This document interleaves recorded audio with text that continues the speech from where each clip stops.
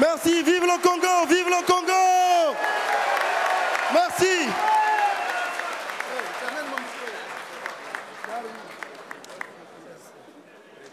Merci, merci. Merci, chers amis.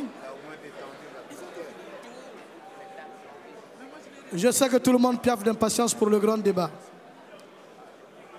Nous allons maintenant suivre le dernier exposé de la série de cet après-midi qui va nous être présenté par le ministre Thierry Mongala. Monsieur le Président du Présidium du Forum, Excellence, Monsieur l'ambassadeur du Congo en République française et Mesdames et Messieurs les participants, j'avais initialement prévu un texte structuré, substantiel, et j'ai, hélas, et en même temps, j'ai la chance de conclure et d'essayer de ramasser, autant que faire se peut, avec le peu de lumière et le peu de talent que je peux déployer à l'issue des interventions brillantes des uns et des autres. J'ai donc décidé d'écarter purement et simplement l'essentiel de mon texte. Je voudrais vous dire ici mon intense satisfaction. Je suis issu de cette diaspora que vous représentez ici. J'ai pour l'essentiel vécu ici, en France. J'ai acquis l'essentiel de ce qui fait de moi un homme, c'est-à-dire mon cursus scolaire, universitaire et professionnel, et mes affections, ma vie de famille. J'ai pour l'essentiel construit ce que je suis ici, en tant que membre de cette diaspora réunie dans cette salle. Et je voulais, du fond du cœur, je dis bien du fond du cœur, remercier les organisateurs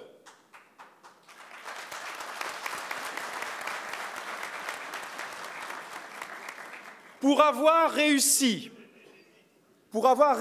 quelque chose qui, il y a quelques temps, quelques années, quelques mois, pouvait paraître impensable. Que des Congolais d'horizons divers, tant ceux de Brazzaville que ceux de Paris et de sa province, se retrouvent dans une salle sans que cela ne tourne à l'invective, au combat et à la violence.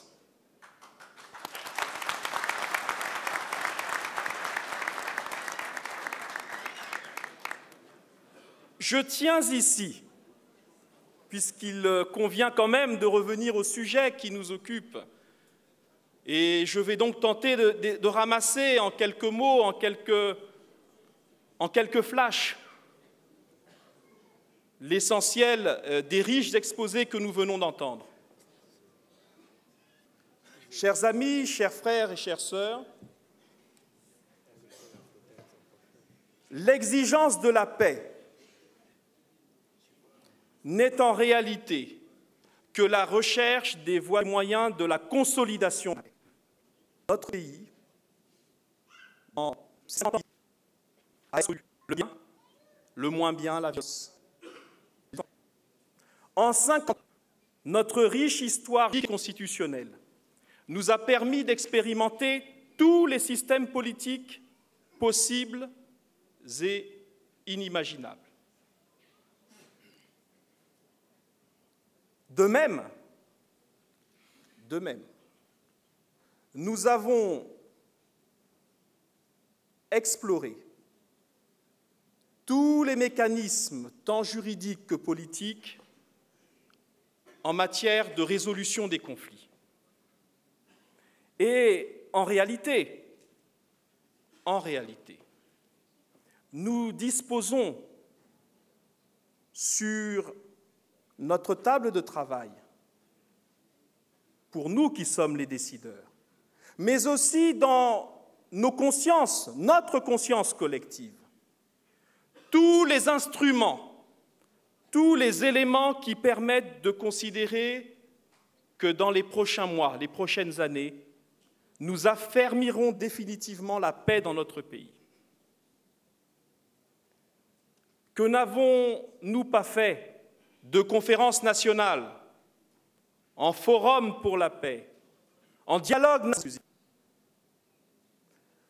Les acteurs, tant politiques que société civile, et je le dis pour les plus jeunes d'entre vous qui peut-être n'ont pas ces éléments en leur connaissance, ont même signé, à l'issue du dialogue national de 2001, une convention nationale pour la reconstruction et la paix, qui, en principe, au-delà des mécanismes juridiques et constitutionnels, doit servir de charte pour le vivre ensemble, doit servir de cadre et de canevas dans lequel ce vivre ensemble, d'est en ouest et du nord au sud, doit se dérouler et se réaliser depuis lors.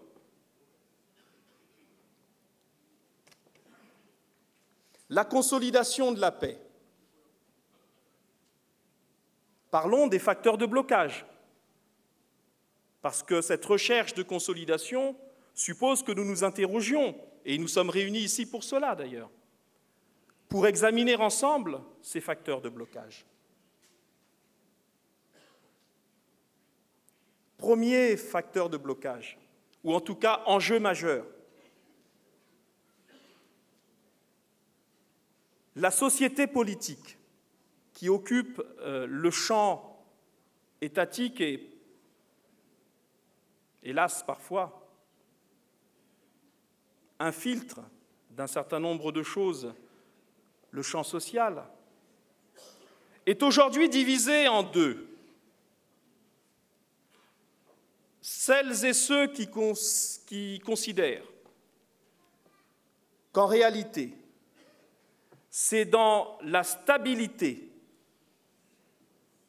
et dans le respect des normes juridiques et constitutionnelles que nous consoliderons la paix. Mais il y a aussi celles et ceux qui occupent ce champ politique qui considèrent que la consolidation de la paix passe par une remise en cause perpétuelle et constante de la règle du jeu et de ce vivre ensemble dont j'ai parlé tout à l'heure. Et pour les tenants de cette thèse, c'est dans l'instabilité chronique et dans la novation permanente et perpétuelle de la règle du jeu que la consolidation de la paix passera. Je crois qu'à l'issue de nos débats, nous pouvons nous accorder sur un point, du moins je l'espère, c'est que l'Afrique en général et le Congo en particulier ne peuvent pas être en transition perpétuelle, ne peuvent pas